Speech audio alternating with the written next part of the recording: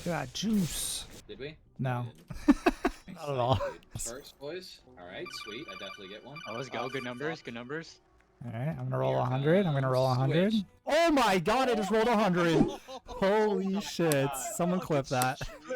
All right, so if you've been playing Dreadmyst for more than an hour, you probably realize that gear isn't just high numbers. There's affixes, enchants, gem slots, and orbs you can use to upgrade them, and the game doesn't really explain it that well. So in this video, I'm gonna break all that down in a way that actually makes sense. First thing that I wanna show you is DreadmystDb.com. This site's huge, especially the trade and market section. Even if you don't trade much, this is one of the best ways to understand what stats people are actually valuing right now. All right, so we're on DreadmystDb.com. I'll put a link in the description for this, but we can go to the trade chat here. And what this will allow us to do is we can actually sort by different qualities. So if we want to see only godly gear, we can check this. And then once we're ready, we can come down and we can hit apply. This is going to sort the gear based on my requirements. So we have godly, agility, courage, and strength. And then we scroll down here, we hit apply. This should just show me gear that's godly quality, that has agility, courage, and strength. As you can see, there's prices. It shows how long it's been listed for. So this has been listed for 2 hours because it starts at 24. And as you can see, it's sorted by the duration. So some of these are expiring, but you can see the general prices of gear. This is a really good utility. I definitely recommend checking it out. They also have some other things that are useful, like affixes. So if you know specific ones that you want to search for, you can type those and you can see the different combinations of them. But overall, this is a really helpful resource. I'll put the link in the description below. While we're on the topic of affixes, there's also this really handy dandy Google Sheets. I don't actually know who made this, but there's a lot of sheets down here that have useful information. But one of the tabs being item affixes. They broke it down into 2 columns. There's affix 1 and affix 2. Affix 1 is all the roles that are shared. So you can't have 2 of the same affix. For instance, you can't have accurate and abundant roll in the same piece because they're in the affix 1 column. So it's always going to be affix 1 and then affix 2. So there's going to be 2 of these. It's going to combine. So you could have, for instance, a bombarding badger, but you can't have a bold badger. Sorry, no, you can. I messed that up. You can't have a bold bombarding. So you can only have 1 of each affix in each column. You also will notice that there's different tiers. And in this spreadsheet, we can actually sort if we click up here and then we go create group by view. So I want to do it by tier. So if we sort by tier, you can see that right now it's levels 1 through 5. I'm going to sort this and I'm going to uncheck everything that's not 20 to 25 and hit OK. Now you're going to see that the only affixes that I'm seeing on this left column are 20 to 25 and 25 to 25. Now you're probably wondering what these actually mean. They're going to be duplicates, and I can show you some examples. One of the duplicates that are going to be in here is going to be abundance, which is health and mana, 20 to 25. And then if we scroll down here, it'll be bountiful, which is also health and mana, but you can see that it's 25 out of 25. All that really means is this only rolls on 25 gear. So if it's level 25, these can roll. If it's 20 to 25, it also has a chance to roll, but it can also roll abundant.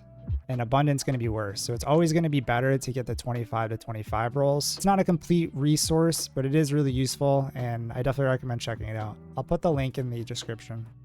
Here's a diagram that breaks down the structure of affixes. As you can see, the first column that's color-coded purple is the quality of gear. The second column is the type, whether it's a choker, which is a necklace, or a weapon, or legs. The third column is affix 1. It's exclusive to that role. So in this example, you can't have deadly roll in affix 2, and you can't have gibbon roll in affix 1. The next thing I want to talk about is gear. Gear has 5 qualities ranging from white, radiant, blessed, holy, and godly. And then within those qualities, there's also a grade system. You'll see that there's a grade. It'll be either normal, fine, superior, exquisite, or pristine. On top of having higher quality gear, having more stats, the grade also has a lesser impact on the quality of the gear. The next topic we're going to talk about is enchanting. Enchanting is the process of utilizing orbs to upgrade the quality of your gear. Orbs are broken up into 3 different types. There's weapon,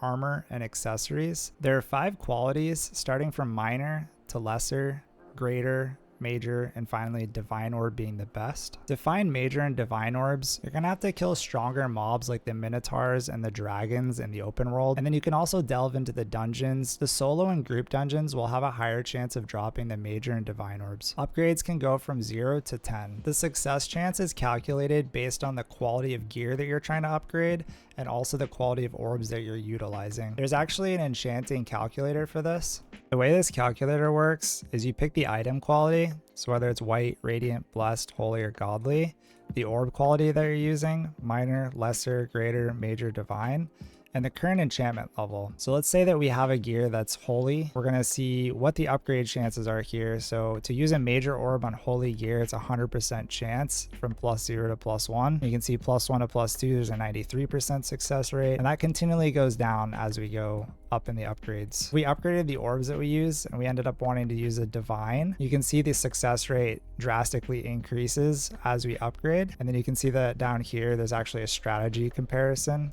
So there's a safe path, a hybrid path, an aggressive path, and it actually tells you how many orbs is expected to be used. There's actually a repeatable quest that you can pick up from the arena master. This NPC is located just west of the innkeeper. If you click on him, you can click this arena quest. If you win, you'll get orb extractors or shattered gems. Orb extractors allow you to extract orbs out of the gear, and then shattered gems allows you to take a gem out of a gear, but it'll also destroy the gear. To get an orb out of gear, right click the orb extractor and then left click the gear that you want. This will destroy the gear. It'll give you an orb that's equal quality, so we'll get a major orb for armor here. You can repeat this same process to be able to extract gems, but it will destroy the item. The last topic I want to talk about is the gem system. So I'm going to go over all the different qualities and types of gems and how to socket them. Let's break down the gem system in Dreadmyst. 3 tiers of gems: rough, mid, and refined. Each tier gives a stronger stat bonus. Each gem type boosts a specific stat. Rubies increase strength, emeralds increase agility, sapphires increase willpower, amethysts increase intelligence, and topaz increases courage. There are plans for +4 gems, but that's going to come in the future. That's going to wrap up this video. If you enjoyed it, feel free to subscribe so you don't miss when new videos drop. The next video is highly anticipated. We'll be taking everything we've covered so far, attributes, gear, affixes, putting it all together per class, showcasing that I believe are the best setups for each one. I've consulted some of the top theory crafters for each class to make sure these builds are solid. Thanks for watching, and I'll see you in the next one.